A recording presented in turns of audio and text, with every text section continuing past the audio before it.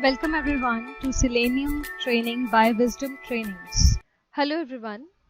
In the last video, we have already seen about the object identification, and we have talked about the number of objects that commonly occurs on a web page, what are their tag names and the mandatory attributes. We have already discussed the optional attributes name, ID and class, right? And I have told you the characteristics that what is the benefit of having the optional attribute. Now any object that you can see over here can have 0 or 3 of the optional attributes. That totally up to depends upon the designing of the page. Now suppose, like for example, one of the object has name, ID and class, 3 of them. Some can have 1, some can have 2 as well. Now suppose that there is no optional attribute that is assigned to that particular object. Like for example, let's just take the example of this page only. I'll go to the home page over here. And over at this page, let's say this text you can see over here. This text, I'll inspect this text by right clicking on it and choosing the select option, the inspect option. Now over here you can see that it's inside a h1 tag, that is for text, you can use it. But this tag does not have any optional attribute and there is no mandatory attribute that we have for text, right? So how will I be able to extract this element and how will I be able to interact with this element and use my code? For this kind of scenarios with which the objects does not have any optional attributes, we use another type of strategy that we call is the XPaths.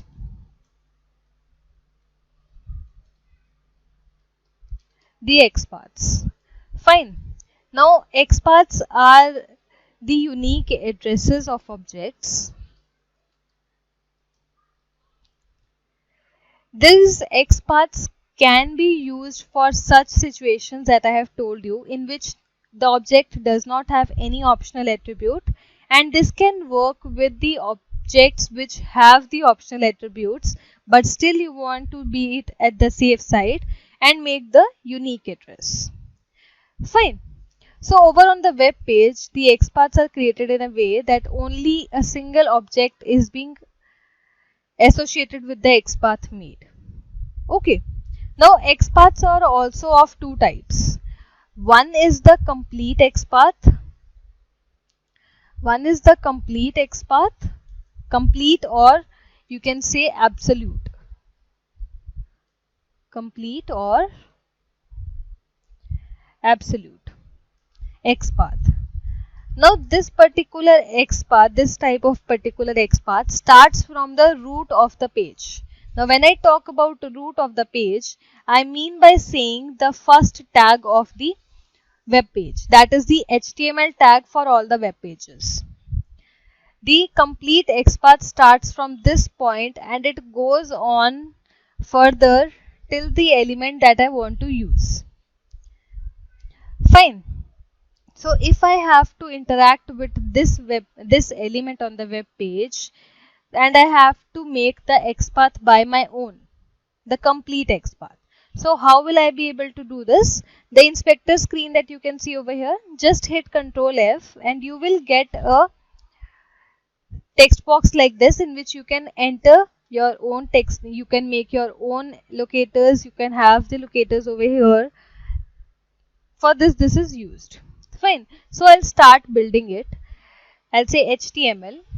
The tag name that I will be writing over here will keep on getting highlighted in yellow font so that it identifies that I am going in the right path.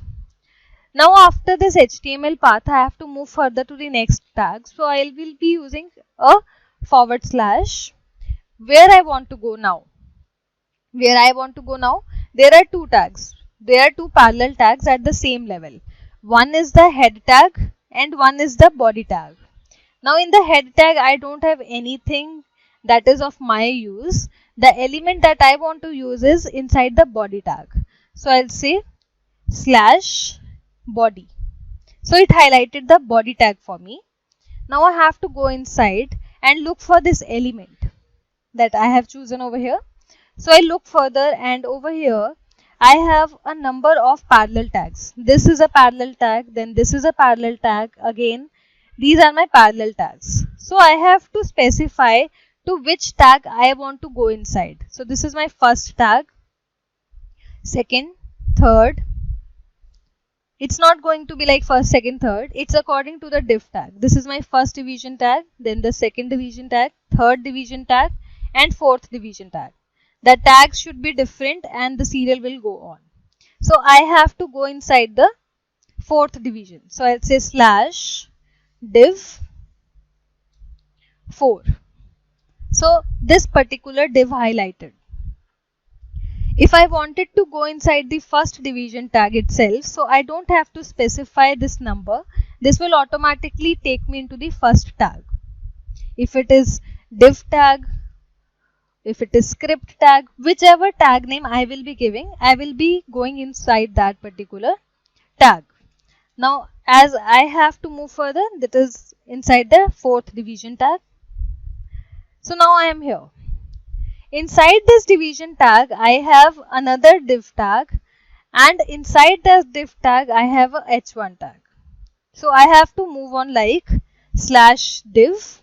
Now this is the very first tag I have to go inside, so I won't specify -1 or -1 or something like. I don't give any number.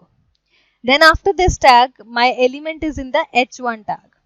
So over here, this is the kind of XPath, the complete XPath that has been made for my element. This one. Okay. Now this is starting from the HTML tag, the very first tag of the document.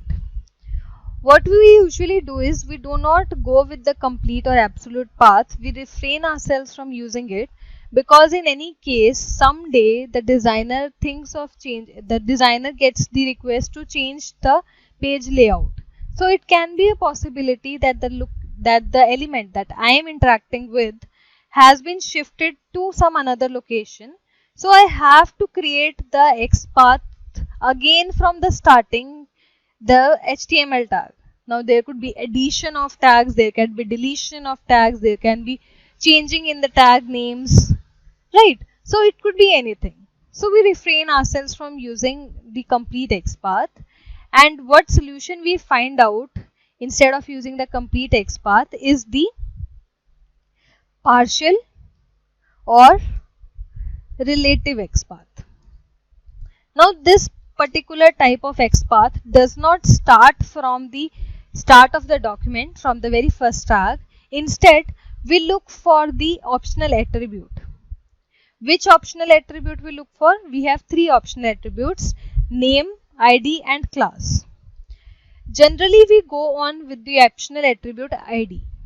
Like for example, over here in this case, the same element I am talking about, the h1 tag does not have any optional attribute. So I will move on to the upper tag and I will look for the optional attribute ID.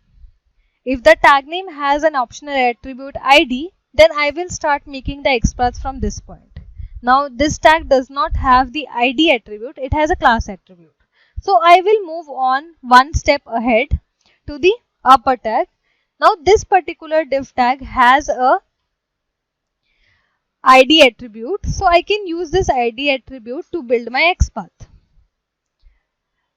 How will I be able to do that? For creating the partial XPath, I have to start with double forward slashes, and then now it's totally up to your wish. If you are aware about the tag name which you are going to use, you can just give the tag name over here. If you are not aware about the tag name, you can use star. Then all the elements on the web page will be selected at one go. Then after, you have to specify that which optional attribute you are going to use. You can use a name and class as well, but preferably we go on with the ID. If you have the name attribute, you can go with that as well. So now I am going on with the ID. So I'll say @ ID attribute I'm using, and what's the attribute that what's the value of that attribute that I need to specify? That is main banner. So now you can see over here that the division tag got highlighted, the same one which earlier got highlighted. And then after I have to follow the hierarchy to reach to my element. Then I have my div tag and then I have my h1 tag. So over here this is the partial XPath that has been constructed for the element. This way. This is the difference between the complete XPath and the partial XPath. It does not start from the start of the index. It starts from the tag name which has the optional attributes ID, name or anything it could be. Fine. If I'll give division over here, I know that this tag is having division over here. So I can have this over here and I can have div over here as well. That's up to my wish. If you don't know the tag names, and don't just put the tag name over here, otherwise the XPath will not be created. Okay, now my XPath has been created. I need to use it. How will I be able to use it? I'll go back to my Eclipse, the PyCharm, and over here I'll say, again, I have to extract the element. So I'll say driver dot find element. Now this find element functions I have told you before that there are number of attributes given over here and I can use any of them. Now I am using the XPath, the function XPath. So I'll be giving XPath over here. And inside these quotes, I will be giving the XPath. I can give the complete XPath as well. I can give a absolute, the partial XPath as well. So I am giving right now the partial XPath. And I'll put it into a variable, let's say, heading text. You can give anything, it's totally up to your wish what you want to give the name of the variable. And then I want to print the text, right? So to print the text, I have a function called text only. This text function is going to provide you the text inside the labels. Like over here, this text, Selenium, Python and C# training, it's inside the tag itself, right? So any tag which is inside the tag, any text inside the tags is going to be retrieved by the text function over here. Fine. So now I'll just will save this and I'll run this again. Again it will open up the browser for me. We'll go to the website. Firstly we'll enter the text in the text box because I have not commented that command. Then it will print the console output. Now I have to see whether yeah, it's not a test case, so it's going to run fine. Okay, so I'll wait for the page to be loaded.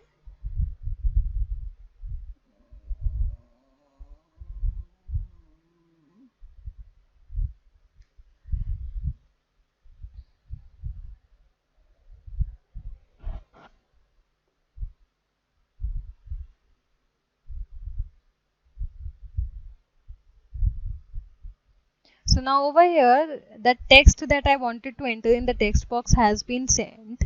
And now I just want to look for the console output, that whether I get the text or not. So I get the text over here. The same way I can also use the complete XPath over here. For that what I need to do is, I'll just need to change it. I'll say HTML/body/div4. This was the complete XPath that was made. So I'll comment it for the time and I'll rerun it. And to show you that the same output is going to be given, just the way of making the XPath is different. Both of the type of XPaths will work fine. Okay. So once it's loaded, I'll show you.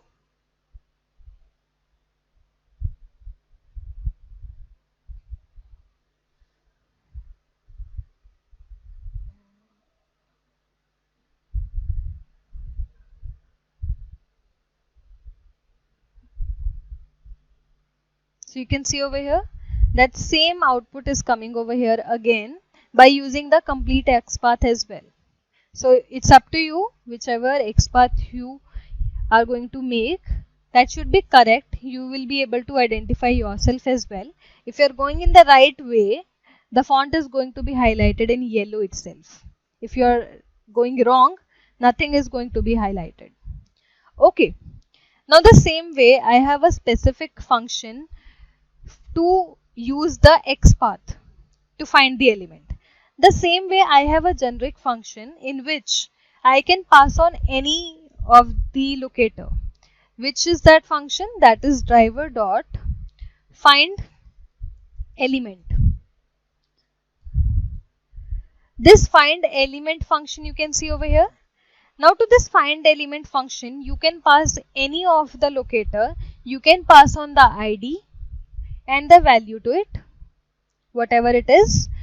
If you have XPath, then also this is going to work fine. If you have name, then also it's going to work fine. So this is also a function that you can use. Okay, otherwise these specific functions are already over here. Okay, one more thing, people ask the question that can we do this in a single step? Yes, you can do this in a single step. Instead of putting the object into a variable after extraction, what you can do is just give this command and pass on the function, pass on the action that you want to take on. Like I want to read the text, so will call this text function and I'll get it printed. This is also going to work absolutely fine. This is also going to give you the same output. I'll run this and I'll show you this. See, I told you I don't want extra browsers to keep on opening in my taskbar after the complete execution. If I have used the quit function, this would have not happened in my case, right? But still we'll use it in the next code.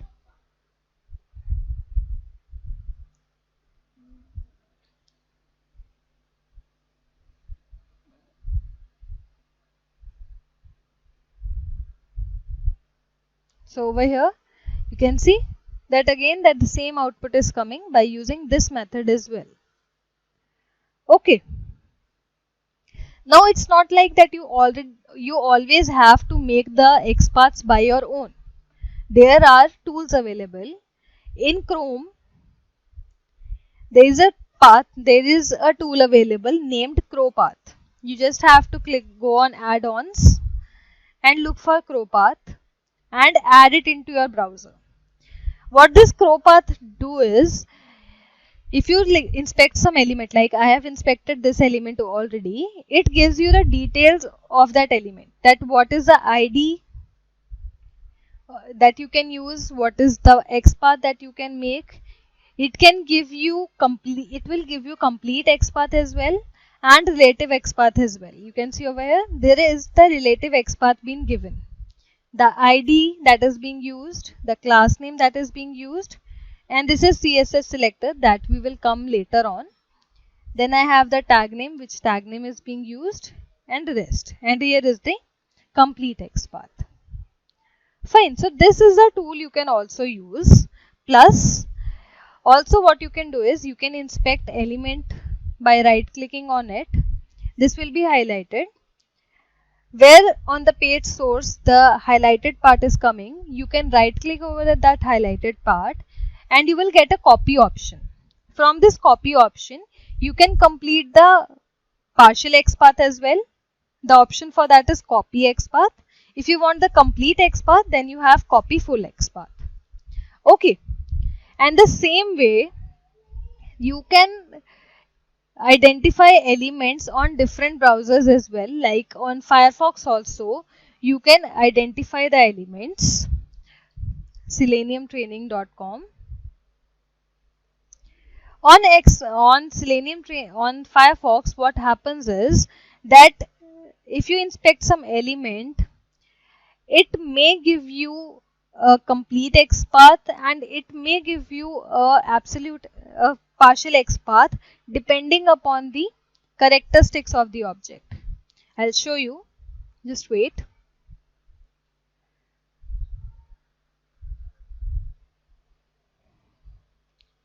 Like if I inspect this element, Selenium Python, again the same way. Right click on the element which you want to identify, which you want to look for, and go on inspect element, and window will come up. Now this is being highlighted. Now if I'll just right click over the highlighted part and go on copy XPath option, you only get one option to copy the XPath. So if I copy this and have it over here, it returns me complete XPath. It's not going to give me any option like to give me the the partial XPath. Why? Because in Firefox browser, what happens is that the element that you're looking for, if it does not have any optional attribute like ID, then it's going to return you complete XPath. If the element have the optional attribute ID, then it's going to return you the partial XPath. Like for this div class that you can see, if I copy the XPath for this, now it's going to give me partial XPath. See, this way. Okay, so this is the difference between the Chrome inspection and the Firefox inspection. The same way you have tools to to create XPath in Chrome. You also have it on Firefox as well. There are two different and mainly used tools. So you just have to go on and search for Firefox add-ons. And over at this page, you have to look for your need. You are looking it for XPath, right? So just look for XPath and it will give you all the tools which are going to help you to make the XPath. So there is the list coming up. You can see.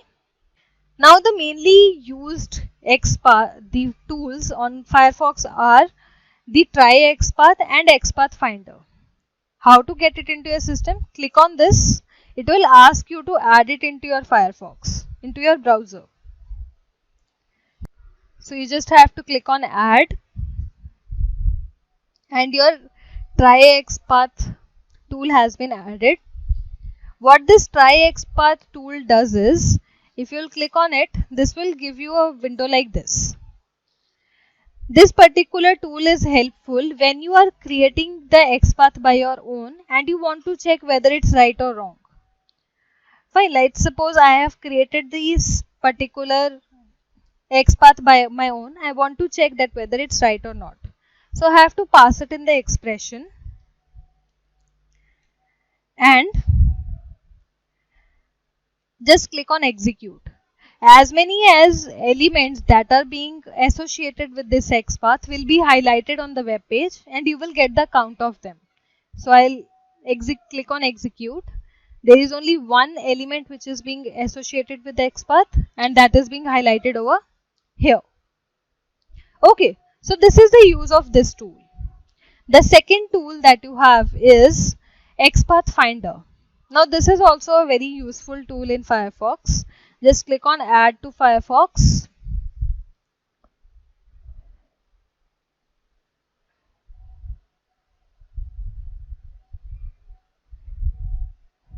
It's taking some time, just wait. Add, and the XPath Finder tool is also added. What this XPath Finder tool does is, wherever you are going to move your cursor ahead, it's going to give you the details about that. It's going to return you the XPath for that. Let's say I want to look for this particular text. So this is the XPath that has been giving for this element, Selenium C#.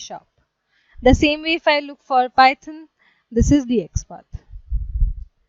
It's returning me complete XPath because these elements does not have any optional attribute ID. So that's why it's giving me complete XPath. Fine. So this was about the XPath, how you can make your XPath by your own, what are the types, which are the tools available, and which is the easiest one to work with, which is the best to identify elements on the web page is Chrome, I guess, because it's easy to handle. Plus the accuracy is more than Firefox, and there the tools give you the whole information. and even if you want the complete XPath and a partial XPath both for the same element, Chrome is going to give you that with the help of the tool, right? Also, if you'll click on this option and go to copy, then also you'll get the both type of XPaths. So it's up to you, whichever you feel fine and easy to work with. You can move on and you can extract the elements this way, interact with the web page and take actions whichever you want.